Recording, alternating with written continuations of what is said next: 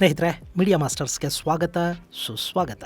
ಗೆಳೆಯರೆ, ಬಾಕ್ಸಿಂಗ್ ಅಲ್ಲಿ rope A dope ಅನ್ನೋ ಒಂದು ತಂತ್ರ ಇದೆ. ಅಲ್ಲಿ ಎದುರಾಳಿ ಏನೇ ಮಾಡಿದ್ರು ಅದನ್ನ ತಪ್ಪಿಸ್ಕೊಳ್ತಾ, ಬ್ಲಾಕ್ ಮಾಡ್ತಾ ಸುಮ್ಮನೆ ನಿಂತರೂ ಕೂಡ ಸ್ವಲ್ಪ ಹೊತ್ತಿಗೆ ನಿಮ್ಮ ಎದುರಾಳಿ ಸುಸ್ತಾಗ್ತಾನೆ. ಆ ನಂತರ ಗೆಲುವು ನಿಮಗೆ ಸುಲಭ ಆಗುತ್ತೆ. ಅಮೆರಿಕ ಹಾಗೂ ಭಾರತದ ನಡುವಿನ ಟ್ರೇಡ್ ವಾರ್ ಅಲ್ಲಿ ಕೂಡ ಆಗ್ತಾ ಇರೋದು ಅದೇನೆ.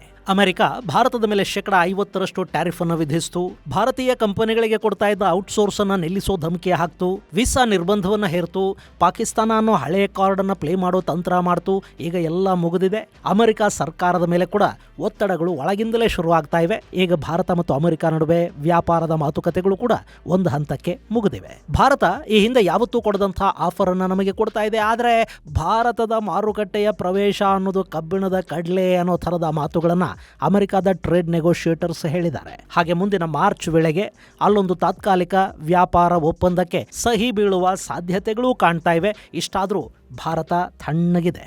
ಭಾರತ ಬೇರೆ ಏನನ್ನೋ ಕಾಯ್ತಾ ಇದ್ದ ಹಾಗಿದೆ. ಭಾರತ ಅಮೆರಿಕದ ಯಾವ ಒತ್ತಡಕ್ಕೂ ತಲೆ ಕೆಡಿಸ್ಕೊಳ್ಳೋದಿಲ್ಲ ಅನ್ನೋದನ್ನ ತೋರಿಸಿಕೊಳ್ತಾ ಇದೆ. ಹಾಗಾದ್ರೆ ಭಾರತ ಮತ್ತು ಅಮೆರಿಕ ನಡುವಿನ ಟ್ರೇಡ್ ಡೀಲ್ ಏನಾಗ್ತಾ ಇದೆ, ಬನ್ನಿ ನೋಡೋಣ.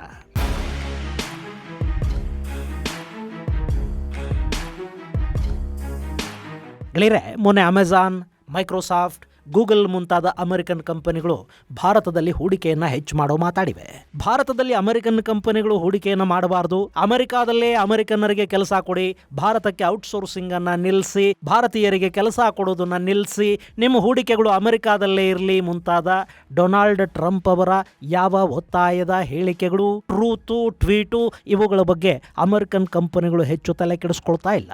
ಅಲ್ಲಿ ಅವರಿಗವರ ವ್ಯಾಪಾರಗಳು, ಲಾಭಗಳು ಮುಖ್ಯ ಆಗ್ತಾ ಇವೆ. ಇನ್ನು ಟ್ರಂಪ್ಗೆ ಕೂಡ ಭಾರತವನ್ನು ಬಿಟ್ಟು ಇಂಡೋ ಪೆಸಿಫಿಕ್ ಅಲ್ಲಿ ಅಮೆರಿಕ ಏನು ಮಾಡೋದಕ್ಕೆ ಸಾಧ್ಯ ಆಗೋದಿಲ್ಲ ಅನ್ನೋದು ಗೊತ್ತಿದೆ. ಭಾರತವನ್ನು ಕಳ್ಕೊಳ್ಳೋದು ಅಮೆರಿಕಾಗೆ ತುಂಬಾನೇ ಕಾಸ್ಟ್ಲಿ ಆಗುತ್ತೆ ಅನ್ನೋದು ಅಮೆರಿಕಾದ ಪ್ರತಿಯೊಬ್ಬ ರಾಜತಂತ್ರಜ್ಞರಿಗೂ ಗೊತ್ತಿರೋ ವಿಷಯನೇ. ಹಾಗೆ ಅಲ್ಲಿ ಭಾರತ ಹಾಗೂ ರಷ್ಯಾಗಳು ಒಂದಾದ್ರೆ, ಅವರ ಸ್ನೇಹ ಗಟ್ಟಿಯಾದ್ರೆ ಅಮೆರಿಕಾಗೆ ಅಂತ ಯಾವ ಆತಂಕನೂ ಇರೋದಿಲ್ಲ. ಆದ್ರೆ ಭಾರತ ಮತ್ತು ಚೈನಾ ಒಂದಾಗಬಾರದು. ಹಾಗೇನಾದ್ರೂ ಆದ್ರೆ ಅಮೆರಿಕಾದ ಭವಿಷ್ಯ ಮಸುಕಾಗಿ ಹೋಗುತ್ತೆ. ಮೇಕ್ ಅಮೆರಿಕಾ ಗ್ರೇಟ್ ಅಗೈನ್ ಅನ್ನೋ ಕನಸೆ ಅಲ್ಲಿ ಕಮರಿ ಹೋಗುತ್ತೆ. ಇದು ಅಮೆರಿಕಾಗೆ ಕೂಡ ಗೊತ್ತಿದೆ. ಹೀಗಾಗಿನೇ ಮೊನ್ನೆ ಅವರ ನ್ಯಾಷನಲ್ ಸೆಕ್ಯೂರಿಟಿ ಸ್ಟ್ರಾಟಜಿಯಲ್ಲಿ ಕೂಡ ಭಾರತದ ಜೊತೆಗಿನ ಸಂಬಂಧ ಸುಧಾರಣೆಗಳ ಬಗ್ಗೆ ಅಮೆರಿಕ ಮಾತಾಡಿದೆ. ಆದರೂ ಅಮೆರಿಕದ ಅಧ್ಯಕ್ಷ ಟ್ರಂಪ್ ಒಬ್ಬ ವ್ಯಾಪಾರಿ. ಆತ ಎಲ್ಲವನ್ನ ಒತ್ತಡ ಹೇರೋ ಮೂಲಕ ಗೆದ್ದು ಬಿಡಬಹುದು ಅಂತ ಭಾವಿಸ್ತಾರೆ. ಹೀಗಾಗಿ ಅಮೆರಿಕಾಗೆ ಲಾಭ ಆಗೋ ಹಾಗೆ ವ್ಯಾಪಾರ ಒಪ್ಪಂದಗಳನ್ನು ಮಾಡ್ಕೋಬೇಕು ಅನ್ನೋ ಕಾರಣಕ್ಕೆ ರಿಪಬ್ಲಿಕನ್ ಪಕ್ಷದ ಪ್ರಾಬಲ್ಯ ಹೆಚ್ಚಿರೋ ಅಮೆರಿಕದ ಜಿಲ್ಲೆಗಳಲ್ಲಿನ ಕೃಷಿ ಕ್ಷೇತ್ರಕ್ಕೆ ಲಾಭ ಮಾಡಿಕೊಡಬೇಕು ಅನ್ನೋ ಕಾರಣಕ್ಕೆ ಭಾರತದ ವಿಷಯದಲ್ಲಿ ಕಠಿಣವಾಗಿ ವರ್ತಿಸುವ, ಭಾರತದ ಮೇಲೆ ಒತ್ತಡ ಹೇರುವ ಪ್ರಯತ್ನವನ್ನ ಡೊನಾಲ್ಡ್ ಟ್ರಂಪ್ ಮಾಡ್ತಾ ಇದ್ದಾರೆ. ಆದರೆ ಭಾರತ ಮಾತ್ರ ರೋಪ್ ಎ ಡೋಪ್ ತಂತ್ರವನ್ನ ಇಲ್ಲಿ ಅನುಸರಿಸ್ತಾ ನಿಂತಿದೆ.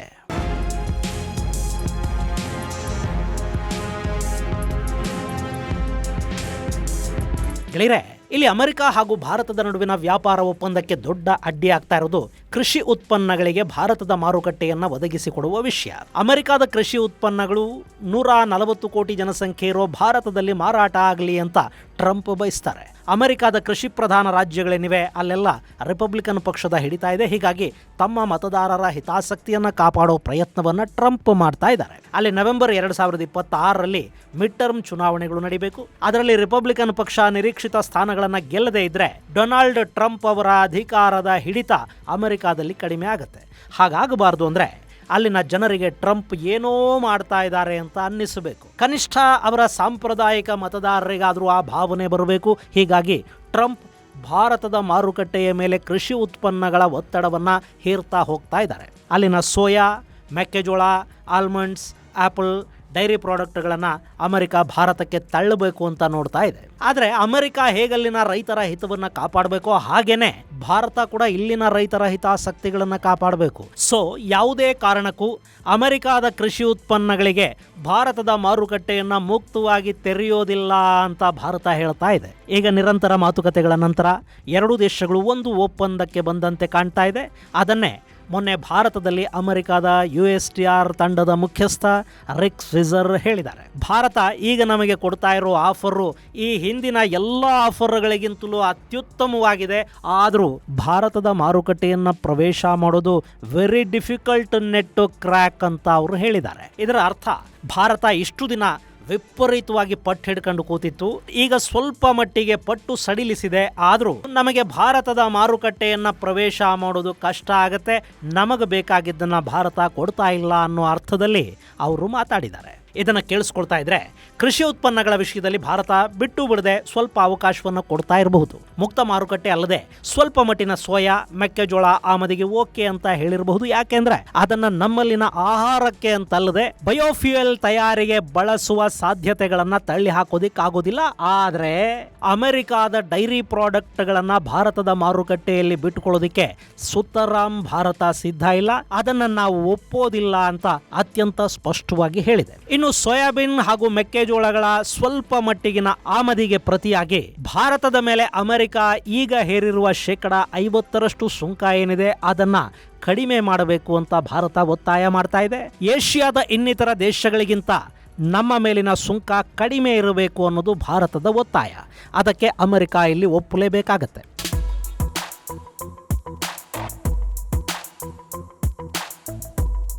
ಇನ್ನು ಇಲ್ಲಿ ಕೂಡ ಭಾರತ ಸಂಪೂರ್ಣವಾಗಿ ಯಾವುದನ್ನು ಓಕೆ ಮಾಡಿಲ್ಲ. ಯಾಕೆಂದ್ರೆ ಅಗೈನ್ ಭಾರತ ಇಲ್ಲಿ ಕಾದು ನೋಡುವ ತಂತ್ರವನ್ನು ಅನುಸರಿಸ್ತಾ ಇದೆ. ಅಮೆರಿಕ ಸರ್ಕಾರದ ಟ್ಯಾರಿಫ್ ನೀತಿಗಳ ವಿರುದ್ಧ ಅಲ್ಲಿನ ಟ್ರೇಡರ್ಸ್ ನ್ಯಾಯಾಲಯದ ಮೆಟ್ಟಿಲೇರಿದ್ದಾರೆ. ಅಮೆರಿಕದ ನ್ಯಾಯಾಲಯ ಟ್ಯಾರಿಫ್ ನೀತಿಗಳ ವಿರುದ್ಧ ಈಗಾಗಲೇ ಒಂದು ತೀರ್ಪನ್ನು ಕೊಟ್ಟಿದೆ. ಈಗ ಆ ತೀರ್ಪನ್ನು ಪ್ರಶ್ನಿಸಿ ಸರ್ಕಾರ ಸುಪ್ರೀಂ ಕೋರ್ಟಿನ ಮೆಟ್ಟಿಲೇರಿದೆ. ಅಲ್ಲಿ ಪ್ರಕರಣ ವಿಚಾರಣೆಯ ಹಂತದಲ್ಲಿದೆ. ಅಲ್ಲಿ ಅಧ್ಯಕ್ಷರು ಏಕಪಕ್ಷೀಯವಾಗಿ ಕಾಂಗ್ರೆಸ್ ಅಂದ್ರೆ ಅಲ್ಲಿನ ಸಂಸತ್ತಿನ ಅನುಮೋದನೆಯನ್ನ ಪಡೆಯದೆ ನಾನಾ ದೇಶಗಳ ಮೇಲೆ ಯದ್ವಾತದ್ವಾ ಟ್ಯಾರಿಫ್ ಹೇರೋದು ಅಸಂವಿಧಾನಿಕ ಅಂತ ಈಗ ಅಲ್ಲಿನ ಸುಪ್ರೀಂ ಕೋರ್ಟ್ ಕೂಡ ಹೇಳಿದ್ರೆ ಡೊನಾಲ್ಡ್ ಟ್ರಂಪ್ ಅವರ ಅಷ್ಟು ಟ್ಯಾರಿಫ್ ಸರ್ಕಸ್ ವ್ಯರ್ಥ ಆಗಿ ಹೋಗುತ್ತೆ. ಅಷ್ಟೇ ಅಲ್ಲ, ಈಗಾಗಲೇ ಟ್ಯಾರಿಫ್ನ ಹೆಸರಲ್ಲಿ ಅಮೆರಿಕ ಸರ್ಕಾರ ವಸೂಲಿ ಮಾಡಿರೋ ಹಣ ಇದೆ ನೋಡಿ, ಅದನ್ನು ಕೂಡ ವಾಪಸ್ಸು ಕೊಡಬೇಕಾಗಿ ಬರುತ್ತೆ. ಈ ತೀರ್ಪು ಶೀಘ್ರದಲ್ಲೇ ಬರೋ ಸಾಧ್ಯತೆ ಇರೋದ್ರಿಂದ ಭಾರತ ಅದಕ್ಕಾಗಿ ಕಾಯ್ತಾ ಇದೆ. ಇನ್ನು ಅಲ್ಲಿನ ಸುಪ್ರೀಂ ಕೋರ್ಟ್ ಟ್ಯಾರಿಫ್ ವಿರುದ್ಧ ತೀರ್ಪನ್ನು ಕೊಟ್ಟು ಬಿಟ್ರೆ ಅಮೆರಿಕದ ಯಾವ ಒತ್ತಡಕ್ಕೂ ಮಣಿಬೇಕಾದ ಅಗತ್ಯ ಭಾರತಕ್ಕಿರೋದಿಲ್ಲ. ಅದರ ನಂತರವೂ ಭಾರತದ ಮೇಲೆ ಟ್ಯಾರಿಫ್ ಅನ್ನು ಹೇರಬೇಕು ಅಂದ್ರೆ ಅಮೆರಿಕ ಅಲ್ಲಿನ ಸಂಸತ್ತಿನ ಅನುಮತಿಯನ್ನ ಪಡಿಬೇಕಾಗಿರುತ್ತೆ. ಹೀಗಾಗಿ ಭಾರತ ಸುಪ್ರೀಂ ಕೋರ್ಟ್ನ ತೀರ್ಪನ್ನ ಎದುರು ನೋಡ್ತಾ ಇದೆ. ಇದರ ಜೊತೆ ನಾನಾಗಲೇ ಹೇಳಿದ ಹಾಗೆ ಮುಂದಿನ ವರ್ಷ ನವೆಂಬರ್ ತಿಂಗಳಲ್ಲಿ ಅಮೆರಿಕಾದಲ್ಲಿ ಮಧ್ಯಂತರ ಚುನಾವಣೆಗಳು ನಡೀಬೇಕು. ಟ್ರಂಪ್ ಅವರ ಟ್ಯಾರಿಫ್ ನೀತಿಗಳಿಂದ ಅಮೆರಿಕ ಜನ ಬೆಲೆ ಏರಿಕೆಯ ಸಮಸ್ಯೆಗೆ ಈಡಾಗ್ತಾ ಇದ್ದಾರೆ. ಅದರಿಂದ ಉಂಟಾಗುವ ಅಸಮಾಧಾನ ರಿಪಬ್ಲಿಕ್ ಪಕ್ಷದ ವಿರುದ್ಧ ಜನಾಕ್ರೋಶವಾಗಿ ಬದಲಾಗೋ ಸಾಧ್ಯತೆ ಇರುತ್ತೆ. ಆ ಒತ್ತಡಕ್ಕೆ ಟ್ರಂಪ್ ಇಲ್ಲಿ ಮಣಿಬೇಕಾಗುತ್ತೆ. ಇದರ ಜೊತೆ ಅಲ್ಲಿನ ಸಂಸತ್ತಲ್ಲಿ ಕೂಡ ಈಗಾಗಲೇ ಟ್ರಂಪ್ ಅವರ ವಿದೇಶಾಂಗ ನೀತಿ, ಅದರಲ್ಲೂ ಭಾರತದ ಜೊತೆಗಿನ ಸಂಬಂಧಗಳನ್ನ ಟ್ರಂಪ್ ಹಾಳು ಮಾಡ್ಕೋತಾ ಇದ್ದಾರೆ ಅನ್ನೋ ಬಗ್ಗೆ ದೊಡ್ಡ ಮಟ್ಟದ ಅಸಮಾಧಾನದ ಕೂಗೇಳ್ತಾ ಇದೆ. ಮೊನ್ನೆ ಅಲ್ಲಿನ ಹೌಸ್ ಆಫ್ ಫಾರಿನ್ ಅಫೇರ್ಸ್ ಕಮಿಟಿಯ ಸಭೆಯಲ್ಲಿ ಸಂಸದೆ ಸಿಡ್ನಿ ಕಮ್ಲೆಗರ್ ಡೌ ಟ್ರಂಪ್ ನೀತಿಗಳನ್ನ ಅತ್ಯಂತ ಕಟುವಾಗಿ ಟೀಕಿಸಿದ್ದಾರೆ. ಭಾರತದ ಮೇಲೆ ಅಮೆರಿಕ ಹೇರಿರುವ ಟ್ಯಾರಿಫ್ ಅನ್ನೋದು ಅಮೆರಿಕದ ಹಿತಾಸಕ್ತಿಗಳು ಅಥವಾ ಸ್ಟ್ರಾಟಜಿಕ್ ಕಾರಣಗಳಿಂದ ಹೇರಿದ್ದಲ್ಲ, ಬದಲಿಗೆ ಟ್ರಂಪ್ ನೊಬೆಲ್ ಪ್ರಶಸ್ತಿಯ ಭ್ರಮೆಗೆ ಬಿದ್ದು ಹೇರಿದ್ದು ಅಂತ ಸಂಸದೆ ಡೌ ಹೇಳಿದ್ದಾರೆ. ಭಾರತವನ್ನ ತಮ್ಮ ಪ್ರತಿಸ್ಪರ್ಧಿಗಳ ತೋಳಲ್ಲಿಟ್ಟು ನೀವು ನೊಬೆಲ್ ಅನ್ನ ಗಳಿಸಲಾರಿರಿ ಅಂತ ಹೇಳಿರೋ ಆಕೆ ಪುಟಿನ್ ಹಾಗೂ ಮೋದಿ ಅವರು ಒಟ್ಟಿಗೆ ಕಾರಲ್ಲಿ ಪ್ರಯಾಣ ಮಾಡ್ತಾ ಇರೋ ಫೋಟೋನ ಕೂಡ ಪ್ರದರ್ಶಿಸಿದ್ದಾರೆ. ಅಂದ್ರೆ ಡೊನಾಲ್ಡ್ ಟ್ರಂಪ್ ಅವರ ಹುಚ್ಚು ನಿರ್ಧಾರಗಳ ಕಾರಣದಿಂದ ಅಮೆರಿಕ ಹಾಗೂ ಭಾರತದ ನಡುವಿನ ಸಂಬಂಧಗಳು ಹಾಳಾಗ್ತಾ ಇವೆ. ಇಷ್ಟು ದಿನ ಅಮೆರಿಕದ ನಾನಾ ಸರ್ಕಾರಗಳು ಭಾರತದ ಜೊತೆ ಸಾಧಿಸಿದ್ದ ಮೈತ್ರಿಯನ್ನ ಟ್ರಂಪ್ ಅವರ ವಿಫಲ ವಿದೇಶಾಂಗ ನೀತಿ ಹಾಳು ಮಾಡ್ತಾ ಇದೆ. ಇತಿಹಾಸದಲ್ಲಿ ಭಾರತವನ್ನ ಅಮೆರಿಕದಿಂದ ದೂರ ಮಾಡಿದ ಅಪಕೀರ್ತಿಯನ್ನ ಹೊತ್ತ ಅಧ್ಯಕ್ಷರಾಗಿ ಟ್ರಂಪ್ ಗುರುತಿಸಿಕೊಳ್ಳಬೇಕಾಗತ್ತೆ ಅಂತ ಡೌ ಟ್ರಂಪ್ ನೀತಿಗಳ ವಿರುದ್ಧ ಕಿಡಿಕಾರಿದ್ದಾರೆ. ಒಟ್ಟಾರೆ ಇಲ್ಲಿ ಭಾರತ ವಿರೋಧಿ ನೀತಿಗಳಿಂದ, ಟ್ಯಾರಿಫ್ಗಳಿಂದ ಅತಿ ಹೆಚ್ಚು ಒತ್ತಡ ಉಂಟಾಗ್ತಾ ಇರೋದು ಟ್ರಂಪ್ ಅವರ ಆಡಳಿತದ ಮೇಲೆ. ಹಾಗಂತ ಭಾರತಕ್ಕೇನು ಇದರಿಂದ ಸಮಸ್ಯೆ ಆಗ್ತಾ ಇಲ್ಲ ಅಂತಲ್ಲ. ಭಾರತ ತನ್ನ ಅಮೆರಿಕದ ಸರಕು ಸರಂಜಾಮುಗಳ ಎಕ್ಸ್ಪೋರ್ಟಲ್ಲಿ 28% ಕೊರತೆಯನ್ನು ಅನುಭವಿಸ್ತಾ ಇದೆ ಅನ್ನೋದು ನಿಜ. ಹಾಗೆ ಅಮೆರಿಕ ತನ್ನ ಮಿತ್ರ ದೇಶಗಳನ್ನು ಬಳಸಿಕೊಂಡು ಭಾರತದ ಮೇಲೆ ಮತ್ತಷ್ಟು ಹೆಚ್ಚು ಒತ್ತಡವನ್ನು ಹೇರುವ ಪ್ರಯತ್ನವನ್ನು ಕೂಡ ಮಾಡ್ತಾ ಇದೆ. ಈಗ ಮೆಕ್ಸಿಕೋ ಕೂಡ ಭಾರತದ ಮೇಲೆ ಮತ್ತು ಚೈನಾದ ಮೇಲೆ ಹೆಚ್ಚು ಟ್ಯಾರಿಫ್ ಅನ್ನ ಹೇರುವ ಘೋಷಣೆ ಮಾಡಿದೆ. ಯುರೋಪಿಯನ್ ಯೂನಿಯನ್ ಮೇಲೆ ಕೂಡ ಭಾರತದ ವಿರುದ್ಧ ಟ್ಯಾರಿಫ್ ಹೇರುವಂತೆ ಟ್ರಂಪ್ ಒತ್ತಡವನ್ನು ಹಾಕ್ತಾ ಇದ್ದಾರೆ. ಇದರ ನಡುವೆನೂ ಭಾರತ ಜಗತ್ತಿನ ಇನ್ನಿತರ ದೇಶಗಳ ಜೊತೆ ತನ್ನ ವ್ಯಾಪಾರವನ್ನು ಹೆಚ್ಚು ಮಾಡಿಕೊಳ್ಳೋ ಪ್ರಯತ್ನವನ್ನು ಮಾಡ್ತಾ ಇದೆ. ಅಮೆರಿಕಾಗೆ ರಫ್ತುಗಳು ಕಡಿಮೆ ಆಗಿರೋದ್ರಿಂದ ನಮ್ಮ ಸಣ್ಣ ಉದ್ಯಮಿಗಳ ಮೇಲೆ ಉಂಟಾಗುವ ಪರಿಣಾಮಗಳನ್ನು ಬ್ಯಾಲೆನ್ಸ್ ಮಾಡೋದಕ್ಕೆ ಒಂದಷ್ಟು ಆರ್ಥಿಕ ಸುಧಾರಣೆಗಳನ್ನು ಕೂಡ ತರಲಾಗಿದೆ. GST ಕಡಿಮೆ ಮಾಡೋ ಮೂಲಕ ದೇಶಿ ವ್ಯಾಪಾರ ಹೆಚ್ಚು ಮಾಡೋ ಪ್ರಯತ್ನ ನಡೆದಿದೆ. ಹಾಗೆ ಬ್ಯಾಂಕುಗಳು ರೆಪೋ ದರವನ್ನು ಕಡಿಮೆ ಮಾಡಿವೆ. ಈ ಮೂಲಕ ಸಾಲದ ಮೇಲಿನ ಬಡ್ಡಿ ಕಡಿಮೆ ಆಗ್ತಾ ಇದೆ. ಇದು ಭಾರತದ ವಾಹನ ಕ್ಷೇತ್ರ ಮತ್ತು ರಿಯಲ್ ಎಸ್ಟೇಟ್ ಕ್ಷೇತ್ರಕ್ಕೆ ದೊಡ್ಡ ಮಟ್ಟದ ಕೊಡುಗೆಯನ್ನು ಕೊಡುತ್ತೆ. ಹಾಗೆ ದೇಸಿ ವ್ಯಾಪಾರಗಳು ಹೆಚ್ಚಾಗೋದಕ್ಕೆ ಕೂಡ ಇದು ಸಹಾಯವನ್ನು ಮಾಡುತ್ತೆ. ಒಟ್ಟಾರೆ ಗೆಳೆಯರೆ, ಬಾಕ್ಸಿಂಗ್ ರಿಂಗಲ್ಲಿ ನಿಂತ ಭಾರತ ಅಮೆರಿಕ ಅನ್ನೋ ಪ್ರತಿಸ್ಪರ್ಧಿಯನ್ನ ಸಾಧ್ಯವಾದಷ್ಟು ಬ್ಲಾಕ್ ಮಾಡ್ತಾ ಡಿಫೆನ್ಸಿವ್ ಮೋಡಲ್ಲಿ ನಿಂತಷ್ಟು ಅಮೆರಿಕ ಹೆಚ್ಚು ಒತ್ತಡಕ್ಕೆ ಈಡಾಗ್ತಾ ಹೋಗ್ತಾ ಇದೆ. ಹೀಗಾಗಿ ಮಾರ್ಚ್ ವೇಳೆಗೆ ಭಾರತ ಹಾಗೂ ಅಮೆರಿಕ ನಡುವಿನ ವ್ಯಾಪಾರ ಒಪ್ಪಂದಕ್ಕೊಂದು ಸಹಿ ಬೀಳೋ ಸಾಧ್ಯತೆಗಳ ಬಗ್ಗೆ ಹೇಳ್ತಾ ಇದ್ದಾರೆ. ಆ ವ್ಯಾಪಾರ ಒಪ್ಪಂದ ಸುಧಾರಿಸಿದ್ರೆ ಅಮೆರಿಕ ಹಾಗೂ ಭಾರತದ ನಡುವಿನ ಸಂಬಂಧಗಳು ಕೂಡ ಒಂದು ಹಂತಕ್ಕೆ ಸುಧಾರಣೆ ಆಗತ್ವೆ ಅನ್ನೋದು ತಜ್ಞರ ಅಭಿಮತ. ಇನ್ನು ಅಷ್ಟರೊಳಗೆ ಟ್ಯಾರಿಫ್ ಬಗ್ಗೆ ಅಮೆರಿಕದ ಸುಪ್ರೀಂ ಕೋರ್ಟ್ನ ತೀರ್ಪು ಕೂಡ ಬಂದಾಗಿರುತ್ತೆ. ಇದು ಗೆಳೆಯರೆ, ಭಾರತ ಮತ್ತು ಅಮೆರಿಕ ನಡುವೆ ಅಂತಿಮಗೊಳ್ತಾ ಇರೋ ವ್ಯಾಪಾರ ಒಪ್ಪಂದಕ್ಕೆ ಸಂಬಂಧಪಟ್ಟ ಒಂದಷ್ಟು ಮಾಹಿತಿ. ಮುಂದಿನ ಸಂಚಿಕೆಯಲ್ಲಿ ಮತ್ತಷ್ಟು ವಿಶೇಷಗಳ ಜೊತೆ ಮತ್ತೆ ಭೇಟಿಯಾಗೋಣ.